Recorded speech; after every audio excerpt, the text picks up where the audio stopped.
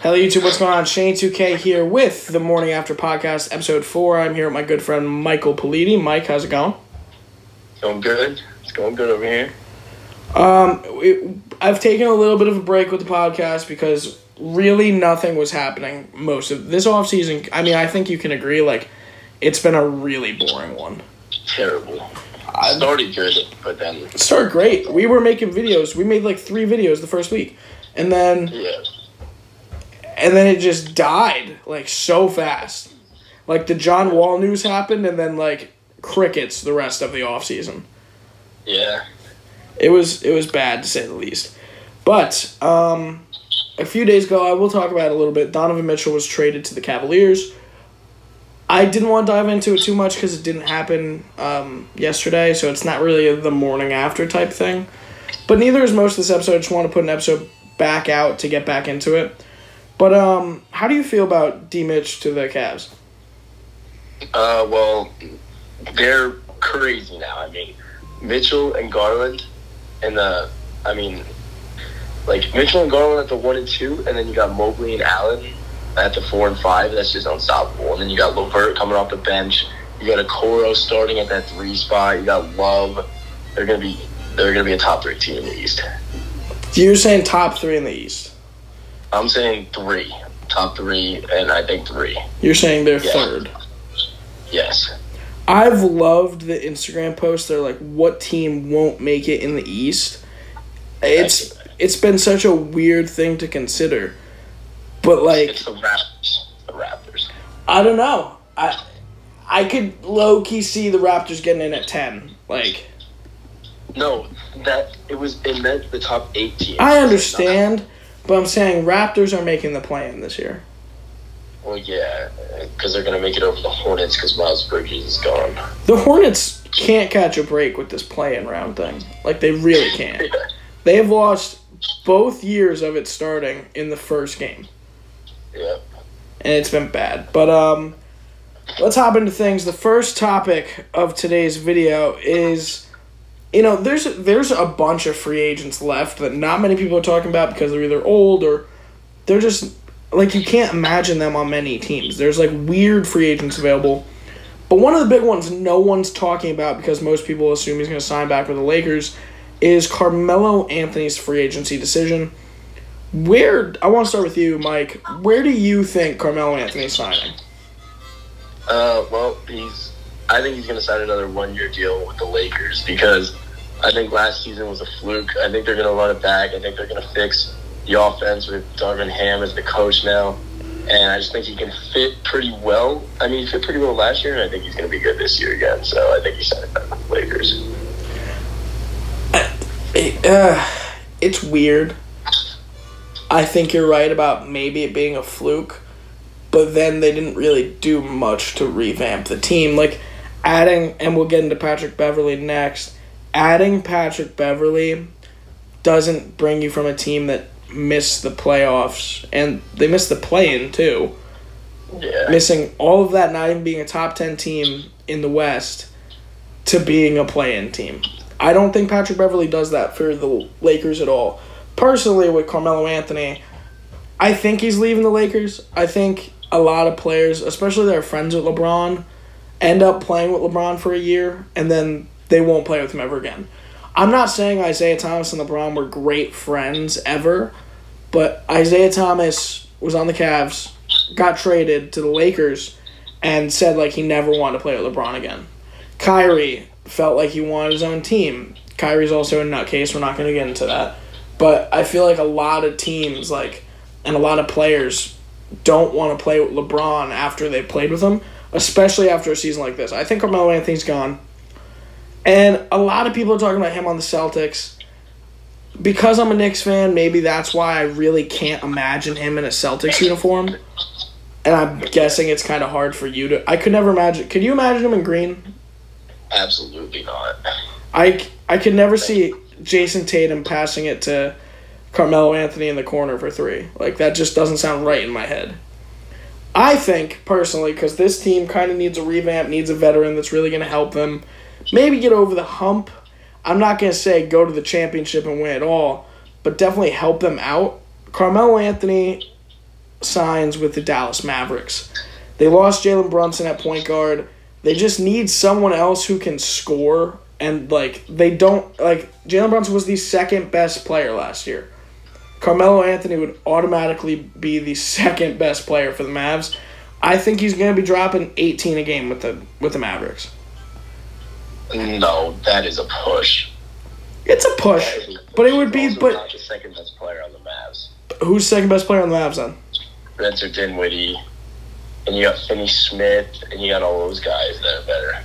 But I'm not saying better. I'm saying his role. I think he's going to be the second, and this would also be the biggest role I think Carmelo Anthony's taken since, Oklahoma City. Yes, I will agree with that. He's been in very limited roles. He hasn't played, 36 minutes consistently a game. Yeah. Last season, he averaged 26 minutes a game, his second lowest of his career. The year before that in Portland, he averaged 24 minutes a game.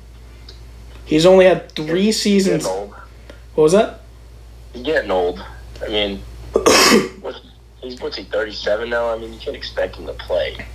That's a fair point, but I also don't think it's just because of his age. I think it's also definitely in part to him taking these smaller roles. You can say that all you want, that he's not playing all these minutes, but he's also still playing in 70 games a season, which at his age is remarkable. It is. I really think he's going to get a bump in minutes, maybe up to 30, and instead of averaging 13, 15, whatever, I think he's going to make a jump to 18. I think, not that he's been holding back, but I just don't think this has been he hasn't been put in a role like this since Oklahoma City, honestly. This is going to be his biggest role since then. But to move on from that, Patrick Beverly joins the Lakers. Now, I said we were going to get into it. How do you feel about this, about Patrick Beverly joining the Lake Show? Well, if Russ and Pat can end their beef with, which, I mean, there's some pictures of them already, but I think Pat Beverly's going to bring that energy that they miss, that they lack on the Lakers. I think he just goes all out for the team. He hustles. He plays defense. He looks for the open man. He's always trying to push his teammates. I just think he's going to bring that, energy that the Lakers lack and that they need, that competitiveness, What do you see his stats being like on the Lakers? I mean, normal stats. He's going to average, 6 a game with, 6 assists and, 4 rebounds or something. I'm thinking around the same, 8 a game, 5 assists, 6 rebounds. Same thing you're thinking. Do you think this is really that big of a game changer for the Lakers? If they had Pat Bev last season, do you think they make the playoffs? I don't think it's a huge game changer, but I think it's something that is in the right direction. I mean, don't get me wrong. If Anthony Davis is healthy, the Lakers are a top 5 team in the West. They have LeBron and Anthony Davis. They won a championship together when AD was healthy. I know the West is different now, but AD is still a very good power forward, and if he's healthy, they can make it. They can make it a long way. Pat Bev could be a big help in that. Yeah, but that's a huge if. Anthony Davis needs to see a doctor. That dude just has not been healthy. It's so weird that him and DeMarcus Cousins were on the same team twice, and they both are having I'm gonna say similar career trajectories just because of injuries. I could see Anthony Davis falling into that hole where he's a 6th, 7th man on teams in 2-3 years. And he's young still. He's 29. I forget how young Anthony Davis is consistently. Because he went to the league at, 19? What'd you say? He went to the league at, age 19, right? He was young. Something like that. He was a one and done. And, he put up numbers for the Pelicans for years. He stayed healthy on the Pelicans for years. And I feel he moves to California. This dude lost, everything in his immune system. His body's just deteriorating. Yeah. I don't know. The guy just can't stay healthy ever, and it sucks. I mean, I want to see how they could really play out because, the first season they were together, they won a championship in the bubble. But, yeah, back to the Patrick Beverly point, I think he will be some sort of, an energy shifter that he can help out in ways that they didn't have a guy like that last year to help out with. Maybe, but also he's got beef with, everyone in the league, I feel like. And I feel like a lot of, like, it's hard for Patrick Beverly to get on a new team because of how much beef he has in the league.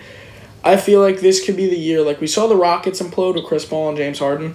We watched that on the sideline live of them imploding.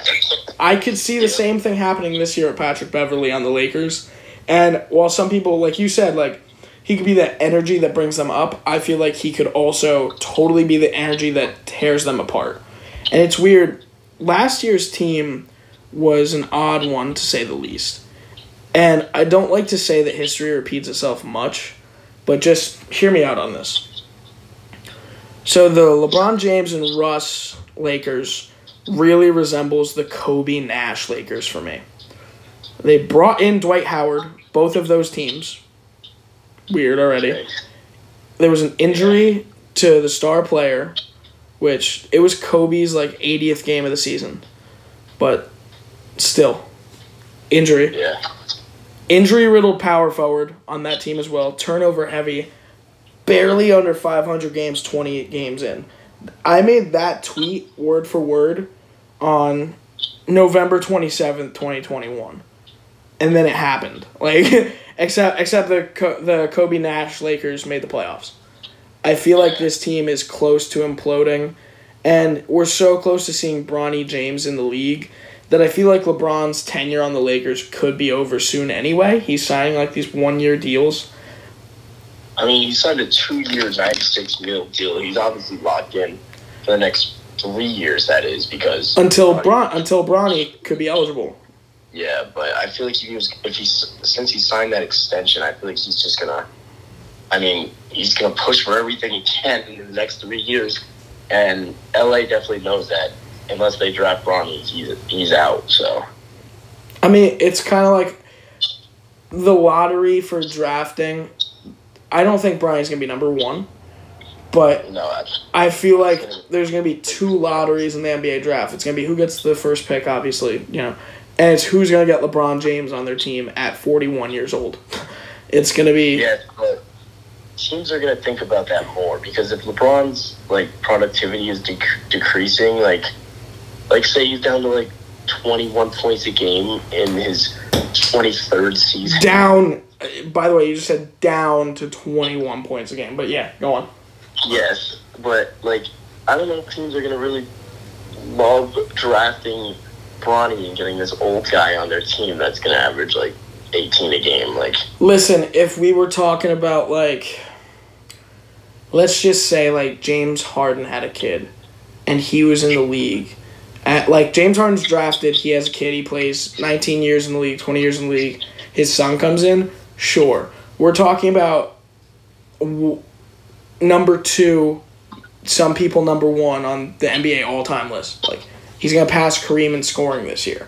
Yeah. I don't think, and even if you're upset with LeBron from a playing standpoint, easily you're getting him there from a merchandise standpoint. You'll sell out most of your home games for potentially LeBron. Especially if you get a retiring LeBron, that team is going to make $1 trillion that year.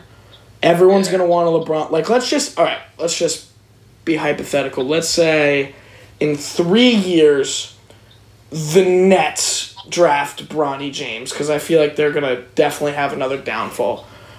The Nets draft Bronny James, and the King comes to Brooklyn, New York. They're going to sell out 41 home games. And there's going to be... It's like Peyton Manning. And it's weird putting a football reference. Peyton Manning started his career on the Colts. Won them a Super Bowl, was an incredible player. But everyone only remembers him in a Broncos jersey because that's how it ended. Tom Brady was on the Patriots for nearly 20 years. He's going to be remembered forever in a Tampa Bay jersey because that's where it ended. I'm telling you, people are going to have LeBron James, Nets, or wherever he goes. And Bronny as well. That's already a huge draw as well, if he can actually make it. Him saying he wants to play with Bryce, I don't even want to get into that because that's ridiculous. He'd have to play until he was 59. But speaking of Bronny, actually visited Ohio State today. His first official college visit, to my knowledge. Yes. Absurd. Sure. You know, LeBron never had the chance to really... I mean, he could have visited any college, but everyone knew he was going in high school. It's weird to see a James in a college jersey. You'd never expect it. And the Buckeyes, out of all teams, is like... I love it, personally. I mean, yeah, I'm pretty sure Bronny had, like, a list that he, like, not really narrowed in, but, like, a couple schools that he would like to go to. I think, like, Kansas was on the list. UCLA was on the list. I guess, obviously, Ohio State was on the list. But, yeah, I could see him at Ohio State. I don't know. I mean, you think for 1 year, 2 years? Like, you think probably 2. He's going right to the draft, or no? I think 2 years. Yeah, I just don't think he's skilled enough to just... I think he could go in 1 year. I think someone would sign him in free agency. Would he be drafted? Maybe, depending on how good he does in college, maybe the second round. But 2 years, I think he could be a middle-bottom first-round pick. LeBron goes wherever. LeBron has to wait a little bit longer, but that's another year for the Lakers then. And do I think he's going to go with Ohio State? Not at all. I don't think he's going to be a Buckeye in the slightest. But imagine Bronny James at Duke. Yeah, that would be weird. That'd be the coolest jersey. That would be like I'd have like 10 Duke LeBron James Jr. jerseys. Imagine he came to like St. John's. Yeah, I mean, it looks like LeBron's supporting the Buckeyes. So I mean, they were at the game the other day. LeBron's all dressed up in the Ohio State. Yeah, he's got the Our Family, Our Pride, him and his wife, and Bronny. Yeah. Obviously, but also LeBron's going to be on board with wherever LeBron James Jr. goes. But enough about Bronny. This is my favorite part of the video. We're doing this for the season. We are predicting every award of the season, as well as who we think will win the NBA championship. Now, I don't really want to start off jumping in with MVP. Where you can pick where we start from the award standpoint. All right, we're going to start with the Coach of the Year. Okay. Who are we thinking, Shane? It's a hot take. He's not in any of the top 5s for Coach of the Year betting odds, but screw that. I really don't think Tom Thibodeau was either when he won, and that's the big thing. It's this team has been doing better every year since a huge departure of their team, and this team just had a huge addition, and I think they're going to play, like you said, top 3 basketball in the East. Coach of the Year of the 2022-2023 season, J.B. Bickerstaff, Cleveland Cavaliers. I think they could win in the 50s of games, like the high 50s. I think, first of all, this is like the most stacked the NBA's been in a few years, and I love it. I feel like there could literally be like 8 different outcomes for the championship game. Yep. And I like that. I mean, it's the best type of basketball in the world. This year is going to be a hell of a season because last year, like, it was all right. The ending was cool with the Warriors winning the championship.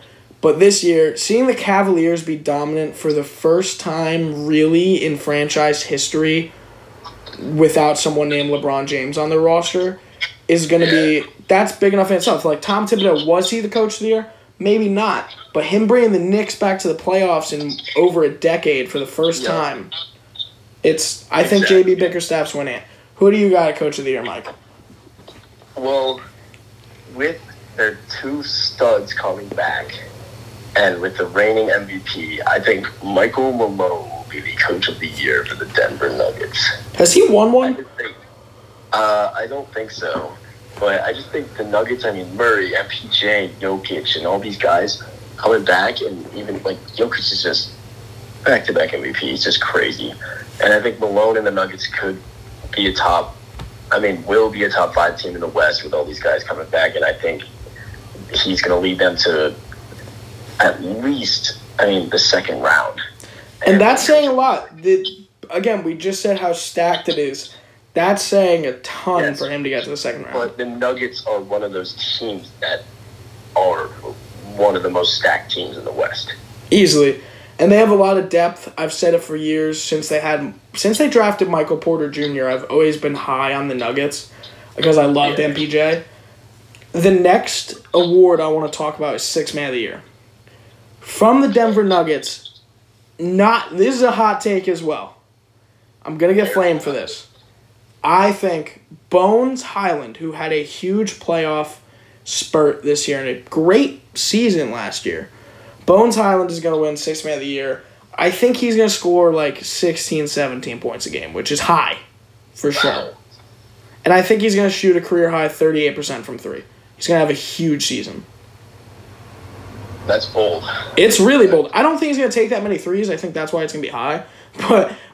But Bones Hyland, Sixth Man of the Year. I could totally see him getting... I could totally see Bones Hyland playing for 15 years. I love Bones Hyland. I was really introduced to him this year. And his name is also really Bone. His name is also Bones. Like... Yeah. Who do you got, Sixth Man? Well, I mean, I couldn't really think of it this year because, I mean, like, Clarkson's always, like, a top guy. I mean, but he's going to start for the Jazz this year. I mean, we got, like, Tyler Hero, but he's always in contention. But I think I'm going to go with Kevin Love for the Sixth Man of the Year this year. I like how you brought up, like, two great candidates in Tyler Hero and Jordan Clarkson if he was on the bench. And then you just jump to Kevin Love out of nowhere. And I like it. Yeah, well, explain. I don't know. Kevin Love was in contention last year. I think with the Cavs just being really good, he's just going to come off the bench and just be a sharpshooter like he always has been. And just with the Cavs being good, too, I think that'll give him like a higher chance of winning the award. That's a fair point. I mean, I think Kevin Love's old as hell. There is, and this isn't a joke. I'm not going to put it on the screen. I'll send it to you. Kevin Love actually took a picture with my mother at a restaurant in Jersey. I'm not even kidding. So I think since then, the Cavs have been getting better. It's like him taking a picture with my mom, the Cavaliers became a team again, like that day. So I could see it. I would be a fan of Kevin Love winning Sixth Man because I don't think he's ever won it unless he did with like the T-Wolves, but I really doubt it. I think it'd be a cool spot for Kevin Love, and I'd be happy with it. I want you to start with the next one because I think we're on the same page here. Most improved player. Yeah. Well, I mean, I didn't really have to put much thinking into this. I really just think he's going to just go off next season. I mean, he was really good last season, too. Really helped us out. R.J. Barrett. It was his first 20-point-per-game season last year, right? Yep, and I mean, his fourth season coming up after coming off that season, and I don't know, the Knicks need some firepower. I also think he's going to make the All-Star game this year. Maybe not All-Star game. If he does, he'd be bottom of the bench. But I was saying he's going to make the All-Star game averaging like 23.5 points a game, something around there. Here's the thing. I have RJ averaging 26 points per game. Wow. I have him taking that big of a jump this season. I keep seeing on Twitter, everyone likes to put a picture of De'Aaron Fox and then RJ. And who's going to have a breakout season this year from this draft? Blah, blah, blah, blah, blah. It's going to be RJ. I think De'Aaron Fox is great as well. But I think RJ is really going to make, like... Do I think they'll make the play-in? Maybe. Top 10? Maybe. Like, maybe. Jalen Brunson has a huge season? Yeah, I could see it. But RJ is really going to show, like, he's the guy in New York. And this is the season where it comes to fruition. Like, we all love RJ in New York, but we've always had, like, doubts. He was maybe a risky pick at 3. Some people say we should have taken other players, like Garland, for example. But I really think RJ Barrett's going to make a huge jump, like a noticeable jump. Because 23, that would just be like a normal progression. It would make sense. He's going to make, like, a noticeable jump this year. Most improved player. RJ Barrett, New York Knicks, is a Knicks-style podcast, so don't blame me. DPOY, I really don't, like, care about this one. I think the DPOY has kind of gotten kind of a bad rap the last 5 seasons. And I just put Rudy Gobert. I think he's going to do great on his new team, which we don't talk about the T-Wolves enough. I really think they're going to be a force this year to be reckoned with, honestly. And I think Rudy's going to add another DPOY to his collection. I don't have any stats for you. I'm just saying Rudy. It's like the safe pick. Yeah, I mean, I feel like he always wins. What's he got, 3 already? 3 in the last 5 years, something like that? But he's earned them. Yeah, he has. But, I mean, a lot of people forget about this guy. They just think about how he's a star player. My defensive player of the year is Kawhi Leonard. He's coming back this season. He's going to be all out. And I just think he's locks. He's locks. Defensive player of the year, Kawhi. I expect Kawhi to have a good... No one's talking about Kawhi either. At all. I expect Kawhi to have a good season. I don't expect him to be a defensive player of the year candidate. I could see Giannis winning it too. I could see, like I said, Rudy Gobert winning it. Maybe even Joel Embiid could get in there maybe. People will always put Draymond in the top 5 betting odds. He won't win it. Yeah. But Kawhi's a good pick. I like it. Do I think he'll do it? No. If we're betting money, I wouldn't bet on Kawhi. But I love Kawhi. If he wins it, I'd be a happy guy. Next up, we have 2 more left. Well, we have 2 more than the champions. Rookie of the Year. This is a weird, a wacky rookie draft class. You got Chet, who got hurt. Don't know when he's coming back. Is he out for season? Out for the whole season. That's horrible. He'll win Rookie of the Year next year. No, Victor Wembanyama's going to win next year. Absolutely not. But I'm just going with the safe pick. He's a great fit. I don't think there's that much competition for this. I think there's 2-3 guys that can win it. Besides that, it would be a while. If Nikola Jovic wins it at the 27th pick, I'd be the happiest guy in the world. I don't think it's going to happen. I have Paolo Banchero. I think he's the clear-cut favorite. I'm not even going to try and predict his stats because I feel like everybody that goes to the Magic is just has such a weird rookie season. Talk about any rookie that has been drafted there has had a weird season and a weird career trajectory. Paolo Banchero, I have him winning. Who you got, Mike? I'm curious. I got Jaden Ivey, quickest player in the draft, most explosive, I would say. I think he can just really develop his game, and on the Pistons, I think he's going to be very good. I mean, I have Ivy all the way. I have no doubts in him.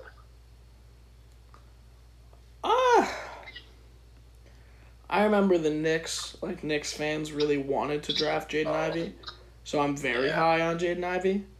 Another player maybe I could see winning it is Jalen Duren. How do you feel about that? I don't know. I don't know about Duren. I mean, the only thing I know about Duren is that the Knicks got him for 2 minutes and then traded him. Yeah, he was a Knick for a second. It's weird to say. Oh no, he was a force at Memphis though in college. What about Keegan Murray? Keegan Murray was really good in the summer league. I could also see him doing something. He's also on the Kings too. Yeah, he has all the chance in the world to win it there. Off topic, I think the Kings are going to make the play this year. But that's so dumb. Next year maybe. That's such a dumb. I hope people meme you for that. One more player to talk about maybe Jabari Smith. How do you feel?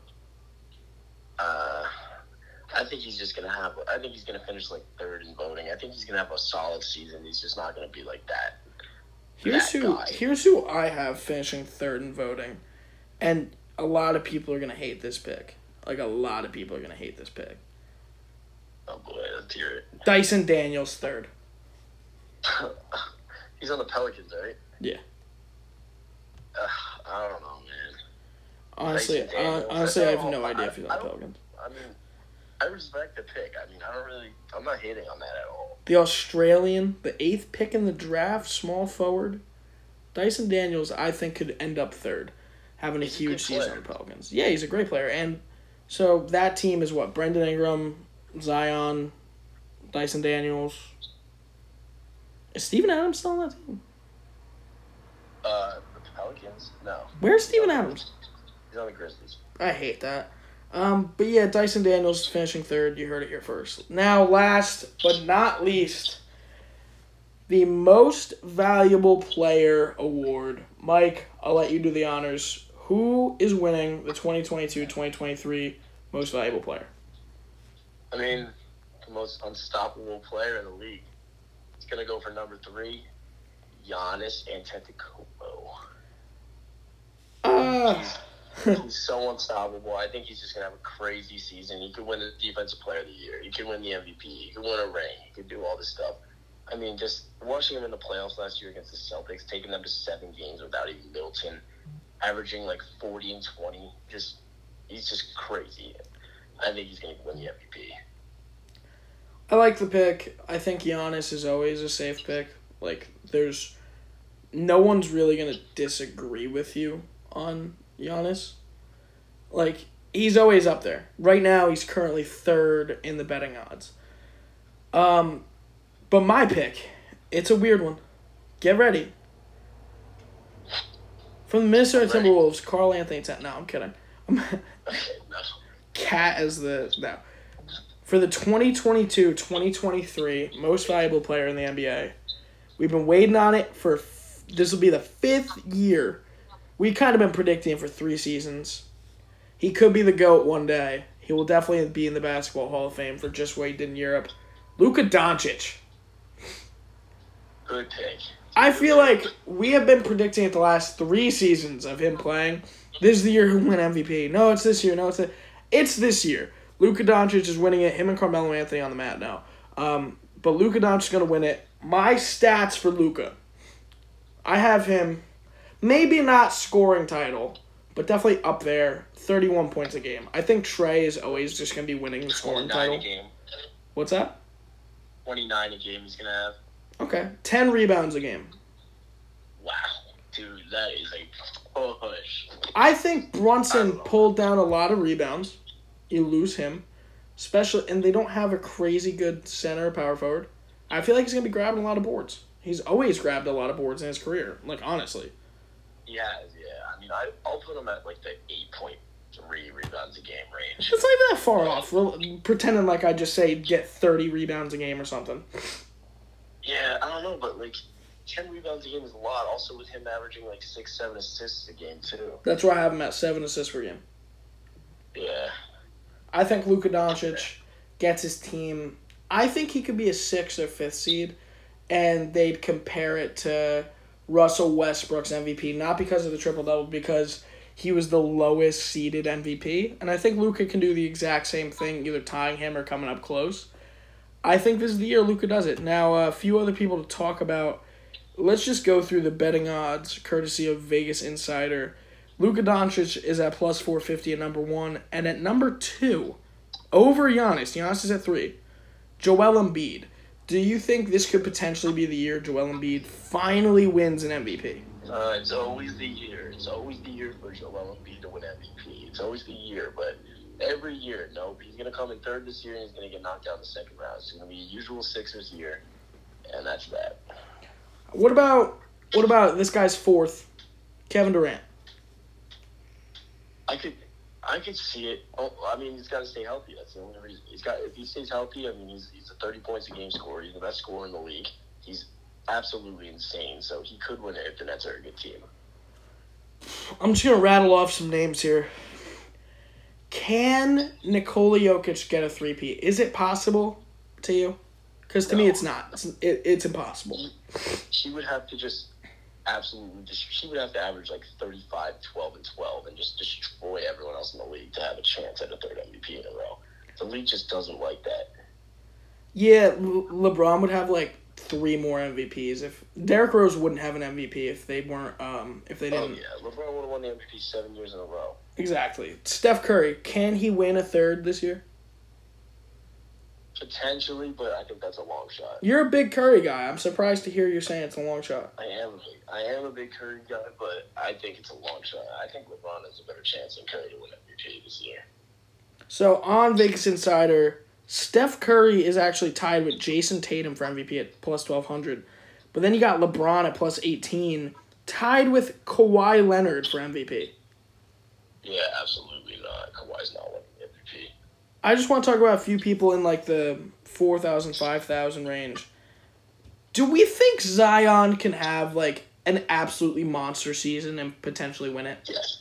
He's like my dark horse MVP, personally. Not potentially win it, but he... Dark horse. Could end up in top 5. He's played like 80 games in his career and he averaged 27 a game. Like, he's a force. I think he's going to average like 26 a game. He's absolutely insane. I have him finishing like top 5. One more player to bring up here. a really long shot. Could never see it happening. But we talked about him in the beginning of the video moving to the Cavs.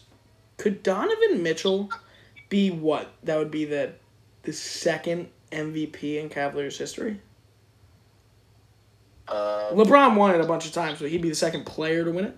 Could Donovan Mitchell potentially do it? I don't think so. I don't think so. It's his first year in Cleveland. He's also got a lot of talent around him. Usually to win the MVP, you have to have not too much talent around you, and which causes you to average and your numbers to go up, such as Jokic last year. Didn't have Murray, didn't have MPJ, and his numbers went up. Won the MVP, but I don't think so. I don't think he can potentially win it. I'm loving this entire thread of the betting odds. They have Josh Giddey at plus 40K. Josh Giddey. They have Porzingis at plus 40K. Yeah, that's just stupid. That shouldn't even be a bet. They have Chris Middleton at 25K. I wouldn't even put him in 50. Yeah, Chris Middleton's shadow. These are like the funniest things. They have CJ at 20. But they have RJ and Julius Randle in there. I actually don't know if they. Julius Randle's at plus 15,000. Yeah. RJ Barrett's not on the list. All right. Well, you know what we have to get to? Our NBA champions. You are right. The last thing on the list, Mike. I'll let you start. Who is winning the NBA championship this season? I mean, I said it before that he had a chance to win a ring. The Milwaukee Bucks are going to win the NBA championship. Who are they beating in the championship? They're going to beat the Los Angeles Clippers in the championship. John Wall goes to his first finals. Kawhi and PG run it back. PG goes to his first finals.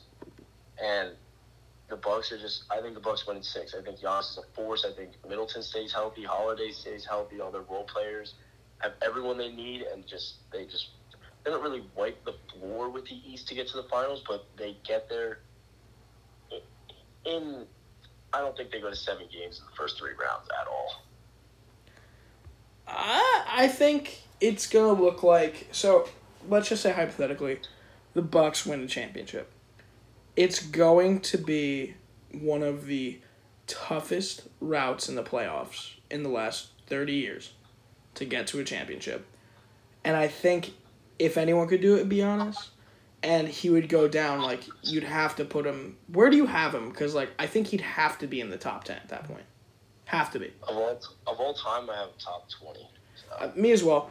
But I think if he got through that tough East this year and won a championship in the end, especially against Kawhi, Paul George, and John Wall, he's easily top 10. My pick. Now, this is weird. Everyone's going to hate it. I actually did not. Me and Mike wrote ours before this. I didn't have a championship team this entire video. Do I think the Golden State Warriors will repeat? No. Do I think the Milwaukee Bucks have a chance at winning it? No.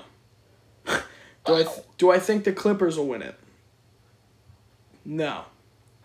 This year, breaking the tie, the Boston Celtics return to the finals. Come on. And the Boston Celtics lose. They lose. No, I'm kidding. Celtics aren't making it.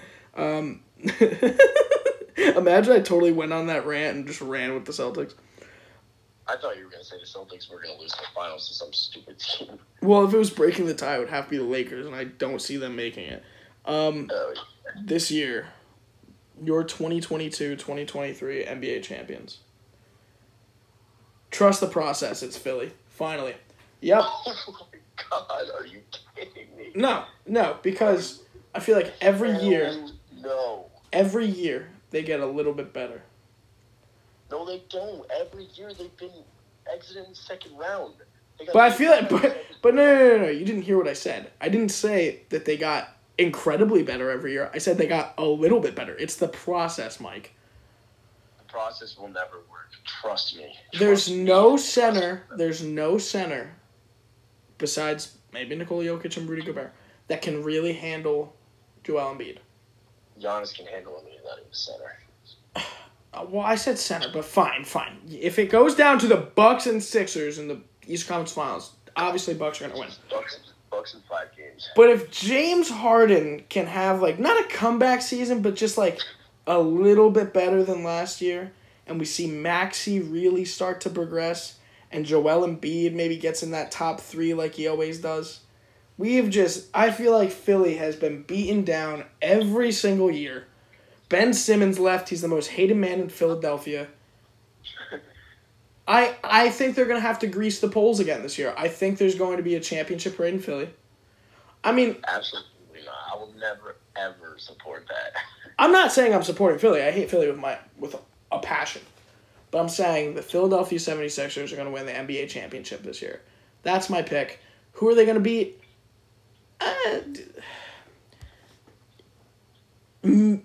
This is the tough part. Because, like I said, 8 teams can make the finals, pretty much. Yeah. The Warriors can make the finals. Celtics, I could never see them making the finals. Milwaukee can make the finals. The Clippers can make the finals, even though that's a stretch just because of what they've gone through in the last 2 years. Brooklyn could maybe figure it out this year. They could. I have the Philadelphia 76ers. They're going to defeat, and it's going to be heartbreaking. It's going to be sad. They're going to beat the Phoenix Suns. I don't know, man. The Suns are just the same old Suns. I feel like that every season where it's like an amazing NBA season, there's always like a horrible championship. I was gonna say 26. Any of the 2017, 18, even 19 with the Raptors, both incredible playoffs. All of those are incredible playoffs. The buzzer beater by LeBron against the Pacers. The buzzer beaters by LeBron across every team. The Kawhi shot. There's so many crazy things that have happened in all these playoffs. And then you get like a mid-finals. Yeah, that is true. That finals was not that exciting. I mean, everyone's just getting hurt. Besides the 2016 finals, I'll give it to the Bucks and Suns. I think that was a pretty good series. I'll even give it to the Heat and Lakers because I loved that series. Besides that, we always have an entertaining... Warriors Celtics. What? That was a good series. Warriors Celtics.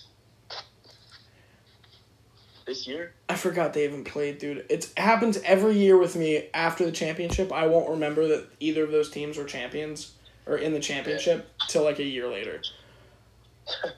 Warriors, if I could see the Warriors making it again, but it'd be tough because they lost a lot of their good bench pieces. Mm-hmm. I feel like Phoenix has the chemistry in the West more than any team. They've kind of been playing together a while. You got Devin Booker, Chris Paul, DeAndre Ayton for now.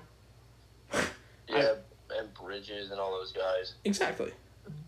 I feel like the Suns are a sturdy team, but the Philadelphia 76ers will defeat the Suns in 6 games this year. Philadelphia brings home its first championship of any kind. The Sixers bring home their first championship of any kind since Dr. J, and they're going to have to grease the polls down because there's going to be riots in Philly when it happens. Yeah. Okay, well, you know what just popped in my head? And I totally forgot about this, but they can make the finals too in the West. The Mavericks, dude. They got Christian Wood. Don't care. And JaVale McGee. Don't even pretend like JaVale McGee's... Everyone, I agree. McGee is one of the best backup centers in the league. He's for sure, great. But he gets older every year, and you're not going to know that till the end of the season that he's that good. I think the Mavericks. I mean, they made the Western Conference Finals last year with... The Sixers are beating the Mavericks now. I'm not going back on that. But, yeah, hot take. Shout out Jacob Pepper. Shout out Bennett Garvey Blackwell. Shout out Russell Akupski. The 76ers are winning the NBA championship this year. I will hate it so much. But, God, the process has been going on since I feel like 2011. I'm ready for it to end. I'm never ready for it to end. All right, Mike, we're kind of winding down on the podcast. Is there anything you'd like to say to the 30 people that are going to watch this? I don't think so. I mean, I just think Don't trust the process ever. That's all I'm saying. That's a fair point. All right, everyone, all of Mike's socials will be in the description below. You can check me out. I'm going to plug all my stuff. TheDispatch.com. I won Writer of the Year last year. You can read my articles there. Divine Sports Gospel. I work for their TikTok. And, of course, my YouTube channel. Follow my Twitter, Instagram, all of that. Everyone, have a great rest of your day. This was the Morning After podcast. Have a good one. Peace out.